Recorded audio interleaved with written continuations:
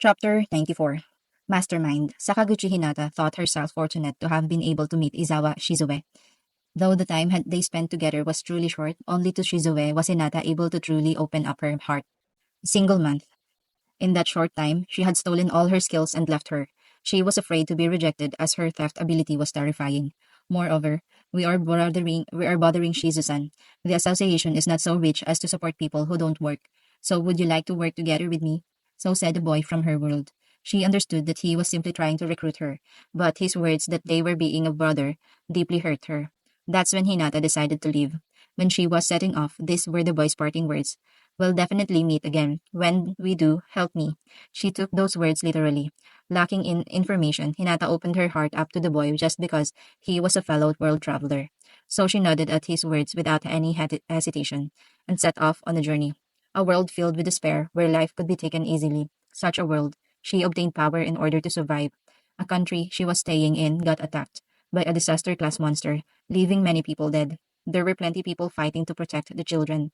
The adults would not run away, but would desperately attempt to shield their children, even though she had thought they would run away without a second thought, trying to save themselves. Those fighting were called the Knights Templar, Holy Knights. They would at times be passing through this city on patrol, protecting the people and enforcing justice. That's where I want to live, Hinata felt. And thus, without a doubt, 10 years had passed. Though Hinata did not believe in God, she had reached one of the highest posts in the church. An ironic tale, perhaps, but she was performing the sacred duty of protecting the lives of people and the citizens of the Holy Empire of Rebellion. Hinata did not doubt anything and believed this to be her justice. Live for others, even at the cost of your own life. If you did so, then everyone could be happy. Similarly, the monsters must be destroyed, since every single time it was the monsters that threatened the people's lives, happy lives. Though the capital was protected by a barrier, the same was not true for the cities and villages in the region. The patrolling knights decreased the number of casualties while fighting off daily onslaught of monsters. Unlike the monsters of Jura Forest region, these had no other food source. A desolate wasteland spread to the west, a result of a battle between two demon lord-like beings. This wasteland has many years of dense miasma from which monsters spawn. Thus, the knights embody the people's hope itself. There have been times when the knights have been deceived and killed by monsters. Due to these occurrences, the church decree dealing with the monster was strictly forbidden. This creed conveyed the many hundred-year-long wisdom of the knights who had survived while protecting people.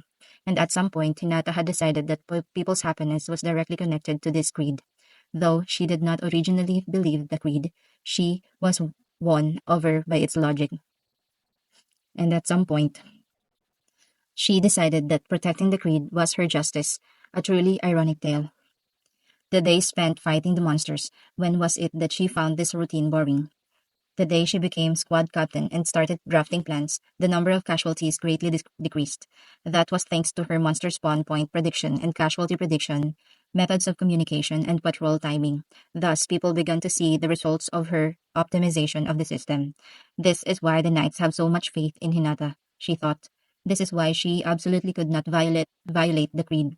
She has the responsibility, the mission to protect the people.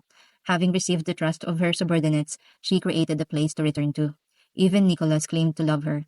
In the end, Hinata was simply afraid. Even though she tried not to get attached to anything, she was still afraid of losing everything. People could live happily, only under complete control. Hinata so believed, and the existence of the controlled society rebellious only proved her point. That's how it was supposed to be. Which is why, like always, she only needed to defeat monsters, that is all. A simple point, but that's how it was. Protecting the creed was her reason to exist, her justice. Such was her warped heart that never knew parental love. This belief was the only thing that supported her heart. To protect that belief, she decided to fight. And now things were so bad she wanted to laugh. But as a result, she made a breakthrough. She simply stopped worrying, stopped thinking. Was she right? Was she wrong? Not even that mattered anymore. She could not see the amount of power of the enemy before her, even with mathematician skill. An enemy clearly above her, worlds apart from his previous strength. She could only lament having let him escape last time. Her tedious days would now come to an end. Fighting a losing battle is a fool's action. Even so, Hinata was excited. Am I wrong? In that case, prove it, Demon Lord Rimuru. She drew the large sword, Dragon Slayer, from its scabbard to oppose the Demon Lord. A thin smile appeared on her face, and with her heart elated, sword pointing at Rimuru, she advanced. Asterisk, asterisk, asterisk. I again considered my fight with her. This girl leaves no openings. Thanks to thought acceleration, I am currently able to perfectly receive her hits. After a brief exchange, though my attacks don't even scratch her, hers seem to be even hers seems to be able to scratch me. Not that they don't though not though not thought not that I can be proud of that, which is why we're currently trying to exploit an opportunity or a mistake made by the other, but none had presented itself yet. Hinata is a real beast to be able to fight me like this even after I awakened as a demon lord and have Raphael's support. Frankly, I had expected myself to overwhelm her. She seems to be able to easily read my sword and blocks it without fail and responds with the accurate slashes. Last time I was truly not a threat. Moreover, she didn't even go all out last time. While lightly blocking her attacks, I observe Hinata, a faint smile on her lips. She is looking straight at me. But her eyes don't reflect our movement. Her eyes are moving like sensors trying to observe the entire area around us. Her posture does not waver. She is able to keep up a natural pose, ready to counter any attack. Her movements don't depend on strength and seem to originate from nowhere. I am not sure how she is able to so easily predict my attacks, but it's clear that she knows. Whereas when I see her attack, I just desperately try to evade it. Of course, I'm the one with lots of wasted movement. Because I have enough power to overwhelm her, I can dodge without being hit. Our proficiency levels cannot be compared. Hinata is far higher. Even so, she does not let her guard down. At this point, all her tricks and skills have been rendered meaningless, so she fights me with a sword clad in her fighting spirit. That spirit being of the holy affinity. I will probably be hurt if I get hit by that. According to Raphael, the special ability of that sword will let it cut through even my barrier. Well, I guess depending on the reliable sword rather than on gaudy skills is just what I would expect from Hinata. In reality, other than me, only Hakuro could defend against her attacks. But Hakuro would not be able to win by relying on magic attacks, whereas Hinata has decided that magic attacks would not be effective against me, hence decided not to use them. She is a fighting genius. Even if I send out my clone to fight, she will probably cut it down in a second. One of the only weaknesses of ultimate skills is that only the true body can use them. In other words, even I were to project a copy or create a clone, while I could use the skills by moving my consciousness to them, multiple me cannot. I cannot leave ultimate skills to clones. The same is true for unique skills. Although the copy does possess some of the skills of the true body, these are not perfectly copied. Sui has gotten good at this and can bestow only the useful skills to his clones. At a time like this, where I am fighting with the support from an ultimate skill, a cheap clone will quickly be hit and vanish. It will be great if a clone could create an opportunity for me to strike at her, but if that backfires, I'll die from embarrassment. A simple plan would be to focus on Hinata's endurance. I never tire. Even if neither one of us lands a hit, time still passes. But it seems like the surrounding battles have finished. Some people are lying down. Others are sitting on the ground. All seem to be exhausted and unable to move, but their eyes are glued to our battle. They certainly cannot follow our attacks, so are they just trying to ascertain the result? Anyways, I don't have the time to be looking around. I have to resist Hinata with all my strength. The land is filled with the sound of our clashes. The sword Hinata held, the one as large as she is, had an edge that looked like as if it was made of blue crystal. It was a beautiful sword. As if not feeling its weight, with a speed unimaginable for its size, Hinata wielded it freely. She is probably depending on some skill for that, but it's still marvelous sword play. And her expression. Now it is that of an innocent girl, a smile on her face, not the cold sneer that she carried before. She is simply swinging her sword without thinking about anything else, focused on the battle. A genius, huh? If I think about it, I was fortunate. I've had my share of troubles, but after being born as a monster, I made some friends and had lots of fun. What about Hinata? According to what Shizu-san had said, after obtaining all her skills in a single month, Hinata had left. I hadn't noticed it before, but there's something strange about this. Would Shizu-san really allow Hinata to go off on her own? That's a point I find strange, and that it truly is. A power too strong for a girl with the mind of someone who was going through puberty or just finished. Is it because I am an adult that I noticed it? Aside from Hinata, as she is now, in that unbalanced state, she was given a dominance type skill. Would you possibly allow her to live? Considering this suspicion and using other information I had gathered, I had Raphael run an analysis. The result was a truly questionable possibility. That is, Hinata's thought process has been restricted. That could only have been possibly in the first months of coming to this world. Though I haven't obtained all of Shizu-san's memories, the original Hinata was rather meek. To suddenly decide to go on a journey after a single month, Moreover, considering the presence of one more person by Shizu-san's and Hinata's side, "Hey, why did you decide to leave Shizu-san's place?" I asked as if catching my breath during our sword fight. I have gotten used to her timing. Blocking her attacks is not much of a challenge now. Seems like I had lots of room for improvement. In comparison, Hinata is not struggling, but sweat had appeared on her face. An obvious result considering that she is fighting with all her strength. Moreover, why do you ask so now? I don't want to remember. But let's see, because I think I didn't want to be a bother, I think.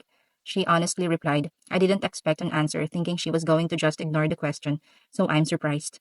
But when I heard the response, I felt pain in my heart. Pain in my heart. What a strange sensation. Thinking that it's not a problem, even if I were to ignore the response, I put more strength into my sword. Our clashes now created shockwaves. Shiza-san had never thought you a bother, though. Yes, I never thought so. Phew, now of all time, and please don't speak of Shiza-san. She increased the sharpness of her attacks. Seems like she has yet to go all out. Let's wait and see, while desperately blocking the sword and countering. But she was worried that she made you lonely. Right, I was worried, but there was someone else I had to worry more about. I wasn't just hearing things a second ago, right? Hearing Shizu-san's voice. Huh, don't say it like you know. What could someone like you understand? My words angered the calm Hinata. She seems very mad, faster than I could think about the reason. You let your guard down. It's my win. Melting slush, the speed of her swings again, accelerated, becoming light itself. That sword wrapped in various types of magic. Announcement. Impossible to block, impossible to evade. Damn, that can actually kill me. First time I heard Raphael's worried voice, and accelerating my thoughts to 10 million times the norm, I could only slowly watch as the sword approached me. At that angle, with such timing, I cannot evade. Barriers are useless, but I guess I can try to move my consciousness into a clone. But since that attack fires off a light that erases everything, if I use the skill a moment too late, I'll be turned to death. I'll be burned to death. Did she respond to get me to lower my guard? Didn't seem that way, but as a result, she got me. Announcement. I propose annihilating it using Glutonous King Beelzebub. Please do not give up. Raphael advised the course of action that the highest chance of success. And as Raphael said, I will be activating Beelzebub. The moment her sword touches me, I'll have Beelzebub eat the sword and kill and the skill. If that fails, I might disappear. But there's no room for hesitation. I trusted Raphael and activated Beelzebub at that precise moment. Dot dot dot. The result? I survived. I thought I would die, but I survived. Hinata opened her eyes and looked at me. For but a brief second, she soon readied her sword and came at me again. I, personally, was still in the process of being happy about surviving, but I guess fighting her comes first. Seriously, this girl, so dangerous. Honestly, the moment her skill touched me, a lot of my magic energy had disappeared. If converted into HP, I'd say about 50% was gone. Well, I did survive though. I won't let my guard down again. Actually, the only reason I did in the first place was because I started hearing Shizu-san's voice for some reason. While thus complaining and blocking her attacks. Announcement, future attack prediction has been acquired. Activate, yes or no. I almost screamed in surprise. Suddenly, Raphael had acquired a new skill. What a great person Raphael is. While observing Nata, I had been trying to predict her movements, so maybe because of that, let's just go with that. I hastily activated it. A number of lights appeared before me, though it's a sense. I actually visualize it. A single light fired at me. I moved my sword in anticipation of the light, and interestingly enough to block it blocked and interestingly enough it blocked Hinata's sword perfectly. It seems like that light originates from her posture and displays possible attacks, which follow a displayed trajectory. If she's trying to do something, the lights turn back black. In this case, prediction is impossible, but it means a real attack is coming soon. In other words, feints and the like can now be calculated. A master like Hinata can certainly use attacks that cannot be anticipated. But what's scary about this skill is that it does not predict the attack but the result. That is, even if the chances are low, only a specific attack could follow the prediction line. If that's the case, Hinata's not a threat anymore. Her flowing attacks, all predicted with future attack prediction. I easily flick away her sword. It's the end. I won't kill you, but I'll have you feel some pain. While I was thinking this, I lowered my sword, only to have an unbelievable illusion appear before me.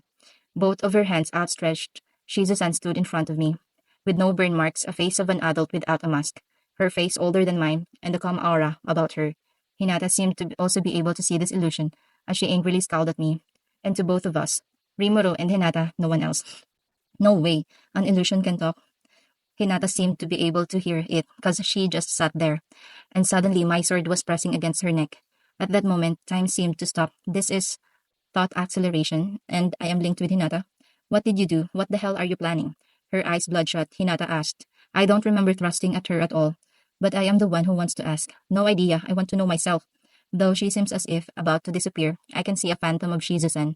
A slight smile on her face, she so said to us, I'll borrow a little of your time. Would you listen to me? And the phantom began to speak. Her words dispelled all of my suspicions. Or rather, it confirmed all of my hypotheses. In other words, the original cause of all of this. Why did Shizu-san abandon Hinata? And are Hinata's thoughts limited? These were all answered by her words. I'll be frank, I worried about Kagurasaka Yuki. I knew that Hinata was strong, but even so, choosing him even found strange. Now I understand. My thoughts were restricted by his ability. No way, Yuki would never do that. Interrupting Hinata, Shizu-san shook her head and continued.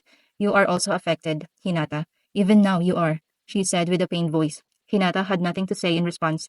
That's to be expected. She was just told she had been manipulated up until now, but these words confirmed my own conclusions. Right, I said, satisfied. Now the doubts have been cleared, as there was a person who willingly manipulated a single girl who thought that if she tried hard enough, someone would one day be nice to her. That culprit is, in other words, Kagurasaka Yuki is the mastermind behind all of this. Surprised at my question, Shizu turned around and with a distraught face nodded. As I thought, now everything makes sense. At this moment, a flame of anger against the mastermind was lit within me.